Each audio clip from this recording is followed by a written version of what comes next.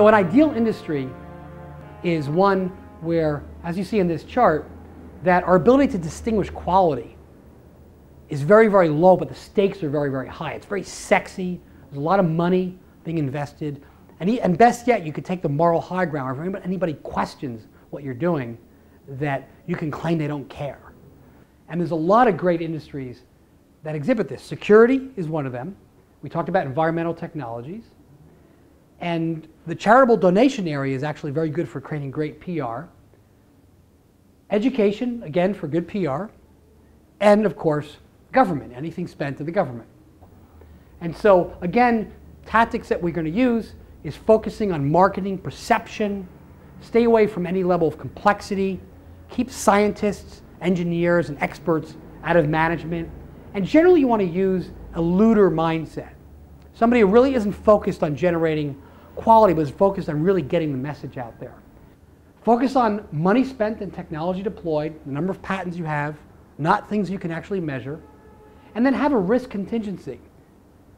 In case there's anybody who questions whether or not this technology makes sense, the idea is to have an unwilling henchman that you can use to blame if there's anybody that starts questioning, did you know that this technology didn't work? Did you know that technology didn't work?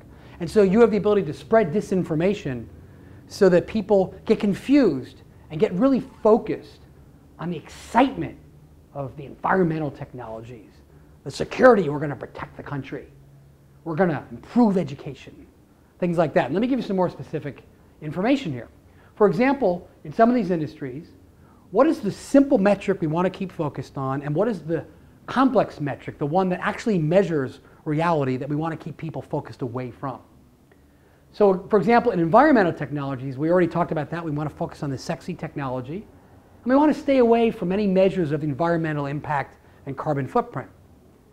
In security areas, again, sexy technology, regulatory compliance, it's a very, very good one. And the idea is that we get in there and we know what regulations are going to come out before our competitors do, so we can prepare to invest in those technologies. And we want to keep people away from the impact on actual risk reduction. The number of violations actually occurred. Things like that. Education, we want to focus on test results, graduation levels, and sort of the metrics that the No Child Left Behind policy puts in, which is how many people did we graduate? Did we raise their test results? Remember, it's actually a lot easier to lower your standards to raise the test results than to actually improve the quality of education, and it's much, much easier to manage. We want to stay away from complicated metrics in education like critical thinking, passion, creativity, the ability to get along in the real world, joy. These things are very difficult to measure anyway. And then charitable donations, very simple. This one's very easy. How much money did we spend?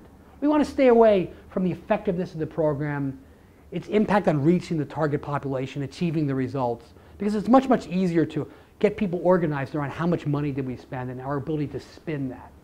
So let me give you some examples.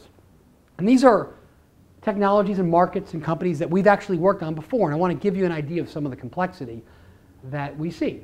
So in biometric technologies, this is an interesting one. These are ones where, for example, fingerprint scanners are used to improve security. Well, that's really an illusion. Most biometrics actually reduce security, and they're really just for convenience, because a PIN is actually more secure. It's only more secure if you put a PIN and a biometric in, but that's too complicated for most people.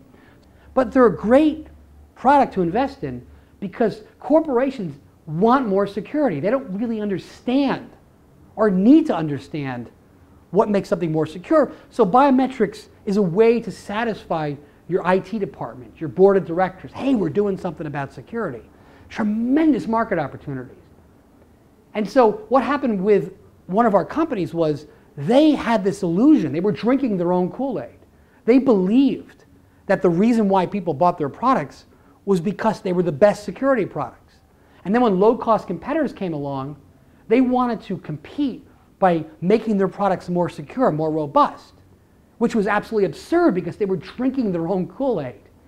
So what we did was we, at the board level, we really focused them on ensuring that they drove their costs down and really focused on their marketing channels and stopped wasting their time trying to build a better security technology. Another one was we worked in corporate philanthropy.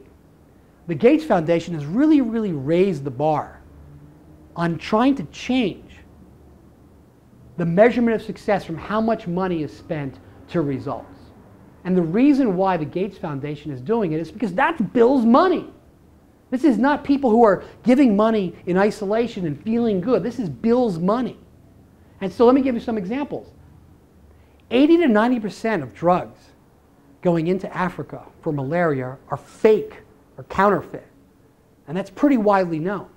But it's very difficult to do anything about it because the question is, who has the incentive?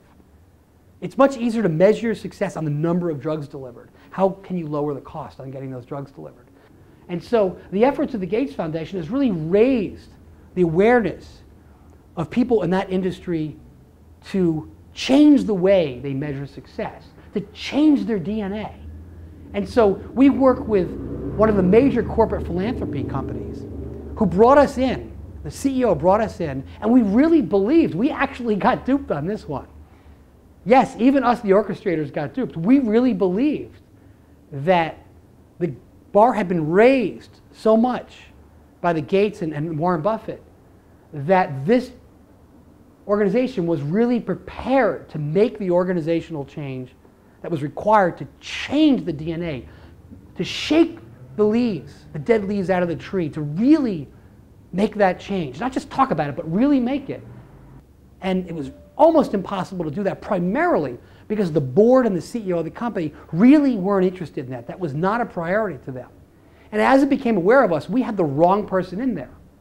So instead of putting a producer, we had a producer in there. We put a looter in there, somebody who really was focused on spin and PR and not really getting into the details of measuring results. And we became much more successful because we created the illusion of progress, of being more like the Gates Foundation. It worked out very, very well. So we really had learned our lesson there. Another one is No Child Left Behind. And the beauty of this was George Bush was an unwilling henchman of ours, which is it helps us to socialize children. And so this keeps advanced students from learning dangerous skills like critical thinking and really understanding history. And so really the common themes are you're trying to create an open loop environment. An example of a closed loop environment is a thermostat. If I want to heat my house, I don't know how many BTUs of heat I need to put in there. I buy a $10 thermostat and it tells me, it figures it out. The idea is to remove that thermostat so you can't measure the results. And you end up with an open loop system, and the only way to measure results is the technology deployed or the amount of money you spent. So really, the point here is that whenever it comes to any technology or any product where it's difficult to measure the results, there's a lot of opportunity through plausible deniability to create really, really good returns.